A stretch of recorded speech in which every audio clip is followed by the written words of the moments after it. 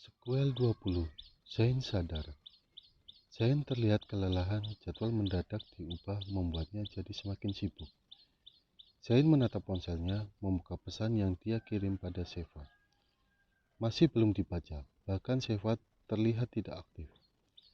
Zain memutuskan tidur sebentar, membiarkan Jack membawa mobilnya hingga ke apartemen. Tak lama mobil Zain sampai. Zain mau Bang Jack antar, tawar Jack dengan memindai sekitar. Takutnya ada penguntit nekat.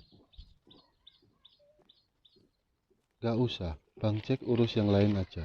Balas Zain dengan tidak bertenaga, terlihat lelah sekali. Ya udah, Zain turun. Hati-hati Bang di jalannya, kata Zain sebelum berlalu. Kalau udah sampai telepon Bang Jack. Zain hanya melambaikan sebelah tangannya tanpa berbalik dan tanpa menghentikan langkah kontainya. Zain membuka pintu apartemennya, membawa langkah lunglainya ke ruang tengah. Tunggu, kenapa semua masih gelap? Suasana bahkan sepi dan dingin, seperti tidak berpenghuni. Zain yang lelah menjadi bertenaga. Tidak mungkin Sheva keluar tanpa izinnya. Sheva sedang banyak dicari orang, jelas Zain tidak ingin Sheva kenapa-napa. Sheva, panggil Zain dengan membawa langkah ke setiap ruangan, membuka setiap pintu dan sudut sekalipun. Zain yang tidak menemukan Sheva jelas saja mendel Jack. Mungkin Sheva izin sama Jack. Mata Zain menangkap sesuatu yang bercahaya. Ponsel Sheva berada di nakas kamar. Zain urung menelpon Jack, diraihnya ponsel itu, lalu fokusnya kembali terpecah pada selembar kertas tipis. Zain membukanya. Zain atau Keo? Makasih ya Keo, udah jadi cowok keren yang mau bertanggung jawab. Mau urus Sheva sama Cantika. Maaf, Sheva nggak pamit dulu sama Keo. Sheva nggak sanggup terus tinggal di tempat Keo. Sheva terus ingat Cantika. Pokoknya Keo sehat terus ya. Jaga kesehatan, biar suksesnya sehat. Sheva harap Keo terus berkarya biar Sheva bisa lihat Keo di televisi. Makasih udah mau jadi bagian di dalam kenangan Sheva. Salam hangat, Sheva, Mia, dan Cantika. Zain meremas surat itu, nafasnya tiba-tiba memburu. Jantungnya berdetak tak karuan.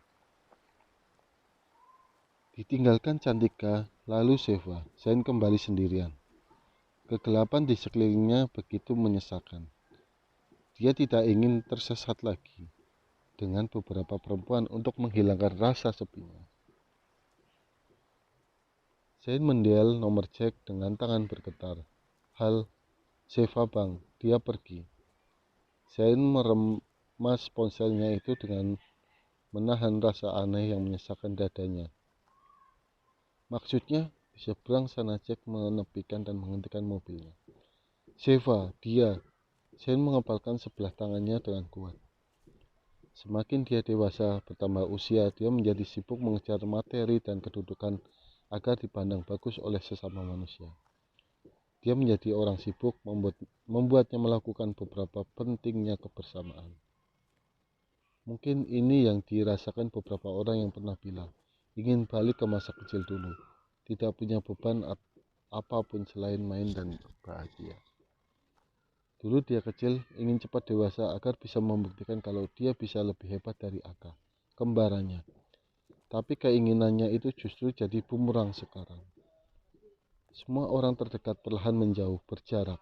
Kehangatan berubah menjadi kesepian. Zain terisak pelan di dalam kegelapan apartemennya. Dia tidak butuh lampu, dia ingin Sheva. Zain akan berusaha memberikan dunianya pada Sheva. Dia ingin mengenalkan semua yang ada di dunia ini padanya. Zain memandang ruangan yang mengandalkan cahaya bulan itu dengan kedua mata basah. Bayangan Sheva menggendong Cantika menyambutnya saat pulang, walau sesekali dia abaikan karena lelah. Bayangan Sheva mengantar Zain yang hendak pergi begitu manis. Bayangan Zain yang hanya meniduri Sheva tanpa kejelasan. Rasanya sungguh brengsek. Besoknya Sheva masih menyambutnya dengan senyum. Entah apa yang dirasakan Sheva saat itu. Apa karena kepolosannya atau memang pandai menutupi semuanya? Zain sungguh buruk. Penyesalan memang sudah takdirnya, berada di akhir. Zain mematikan sambungan ponselnya yang sedari tadi Jack memanggilnya.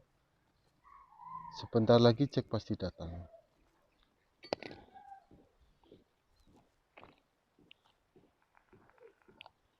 Di rumah Yamni sama Kak Adit yang baru dibeli bulan lalu. Betah ya di sini, kata Yamni dengan selalu baik memperlakukan Seva. Kapan kalian nikahnya? Seva setuju Adit sama kamu. Seva tersenyum sangat hangat walau kedua matanya sayu dan berkilat sedih. Yamni tersenyum tipis. Kak Adit mau lamar setelah beres aku sekolahnya. Aku juga mau nikah muda, balasnya. Raditya mengusap kepala keduanya. Kalian berarti banget buat hidupku. Jangan sedih-sedih ya, nanti bunda dibujuk biar mau baikan sama kamu. Seva mengangguk dengan senyum tipis. Maaf ya, Seva keinget Geo. Kedua jemarinya menutupi wajah yang kini basah. Kenapa harus pergi kalau kamu masih ingat sama dia? Aku udah bilang, Zain bahkan tetap mau nikahin kamu walau Cantika sudah meninggal. Yamni terbawa sedih di pelukan Seva. Yamni tidak mau Seva menyiksa diri, cukup dengan kehilangan bunda dan anaknya yang membuat Seva rapuh. Jangan ditambah lagi, dan memang seharusnya Zain bertanggung jawab ada atau tanpa Cantika. Seva nggak kuat terus di sana. Seva juga nggak kuat lihat Zain. Seva merasa bersalah terus. Seva emang bodoh, kelamaan koma, jadi, set, jangan ngaco. Raditya mengusap kepala Seva dengan khawatir. Isakan Seva semakin kencang di tengah mengeluarkan unek-uneknya. Yamni dan Raditya hanya bisa menemani dan menyemangati Seva sebisa mungkin. Seva sial, raung Seva yang membuat Yamni dan Raditya tertawa kacau. Kenapa Seva koma? Bukannya mati aja, teriaknya dengan tangisan yang semakin pecah. Itulah akibat dari terus menahan rasa sakit sendirian. Di saat waktu pasti akan ada saatnya emosi itu jadi bumerang yang mengerikan. Raditya bahkan kelabakan menenangkan Seva. Dia tidak bisa bertindak sendiri. Seva putus Zain. Dia tidak boleh menganggap dirinya sial atas semua yang terjadi.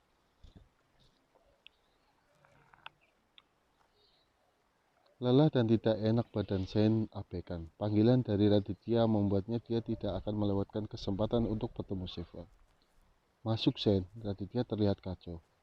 Seva yang seperti kerasukan kini sudah tenang bahkan terlelap di sofa ruang tengah, ditemani Yamni. Seva teriak-teriak waktu kakak telepon. Kenapa? Zain mengamati wajah Seva dengan perasaan campur aduk. Antara bersyukur, bahagia, sedih, dan khawatir. Dia pikir akan benar-benar berpisah dengan Seva. Dia meledak aja, mungkin karena beban dia yang selama ini dia tanggung sendiri. Kenapa Seva pergi? Tanpa Cantika aku tetap bertanggung jawab. Tunggu waktunya aja. Zain menatap Raditya dengan serius. Raditya menghela nafas pelan. Seva yang mau. Kami nggak setuju. Tapi tadi sebelum dia lepas kontrol, dia ingat sama kamu katanya. Tapi terlalu merasa bersalah, takut bikin kamu sial. Itu alasannya, terang Raditya.